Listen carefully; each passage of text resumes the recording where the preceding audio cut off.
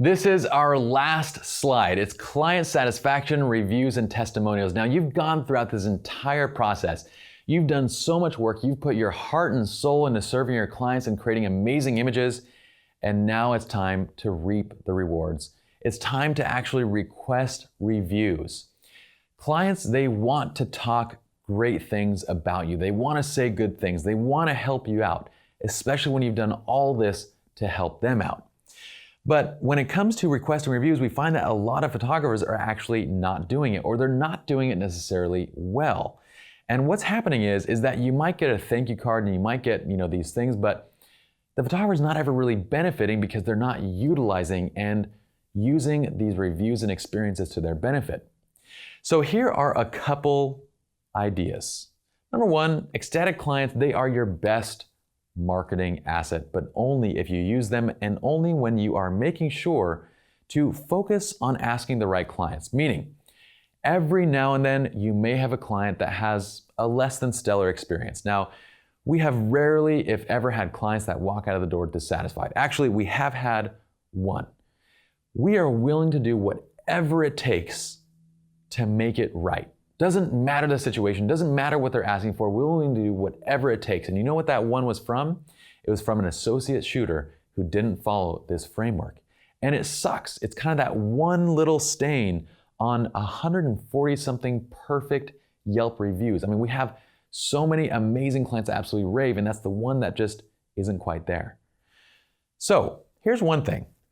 If you have a client where you know that maybe they had an okay experience, but they're not absolutely raving about it, or maybe they didn't have a decent experience, we probably don't want to ask them for a review, right? You want to make sure that everybody has a great experience. Now, following this framework, me, Justin, and Chris, the partners, have been doing this for quite a while. We don't have those types of clients. Every one of our clients are completely happy. They're very happy with what we've done. And so we're asking them all to talk about that experience. Number two, though, if there are clients that have a strong social media presence or a strong Yelp presence, we kind of focus a little bit on them in terms of like, if they don't write a review, we'll actually follow up with them. I might even give them a personal phone call. I might even ask them personally because you know what? If I do that, if I call them, they're for sure gonna do that review. So we'll put a little more effort if we feel like they have a presence there and we wanna make sure because they're an elite Yelper and so forth. Number two, focus your efforts on 1 to 2 review sites tops. We've focused on Yelp. Choose whatever you want. You want Wedding Wire, go for it. You want not, go for it. But choose one place to get those reviews, and we also actually publish those same reviews from Yelp on our own personal website.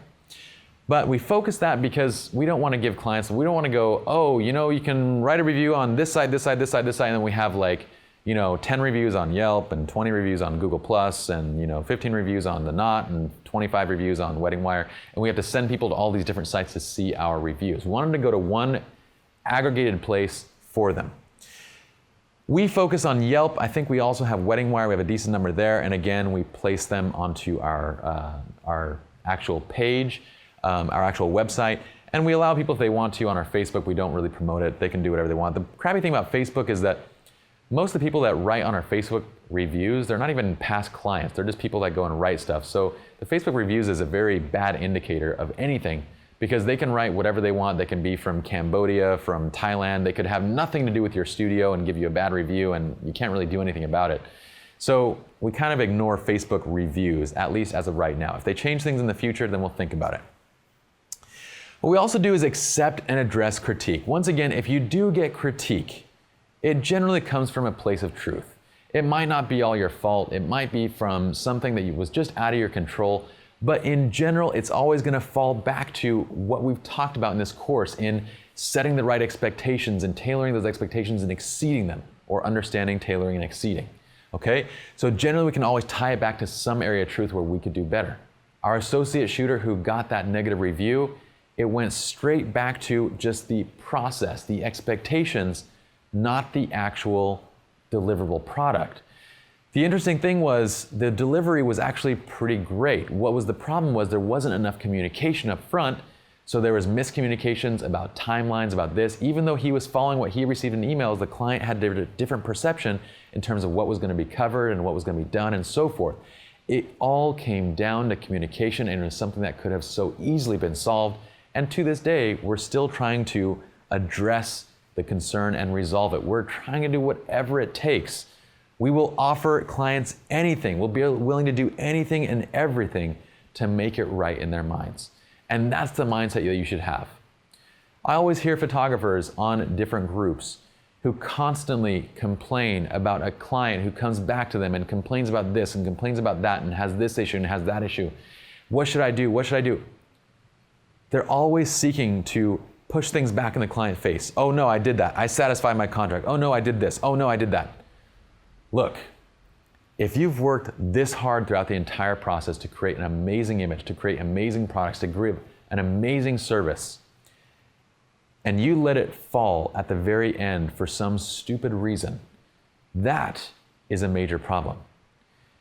If you have something inside of your workflow, inside of the way that you're doing business, that is making you receive more than the usual amount of negative feedback, that's not a huge problem. That's an ending career problem. You're gonna have to rebrand your entire studio. You're gonna have to change everything just to get over that kind of a problem. So, if you get a little piece of critique, know that it comes from a place of truth. Do whatever it takes to address it. Do not argue, do not complain, do not shove it back in your client's face. If it takes a full refund, give them that full refund, because it's not worth dealing with anything else. It's not worth turning these people against your company, because guess what? It's kind of interesting. A product evangelist is gonna tell 5 to 10 people about how amazing a product is. They're gonna tell a few people around them, their closest friends around them, how amazing something is. You know what somebody will do if they completely hate you and your company and your business and what you stand for? They're gonna tell the world, okay? They're gonna become the most vocal advocates against your company. It's not worth that. Do whatever it takes to solve the situation. Know that it comes from a place of truth and figure out where that is in your process and address it so it never happens again. It's a lesson that might be expensive, but it's a lesson that's worth learning and it's worth incorporating into your business. So make sure after you've done all of this work to make ecstatic clients and to make them rave, that you are utilizing your best marketing assets by making their voices heard in a way that's going to affect and help your business. I hope you all have enjoyed this course. Once again, this course is a framework for consistently delivering amazing images to your clients, to communicating, to creating ecstatically happy clients that rave about you and your services. These are practices that have never gone wrong for me, Justin, and Chris, and have done us really well in our business. We hope that they do the same in yours. My name is Pi. See you all in the next video.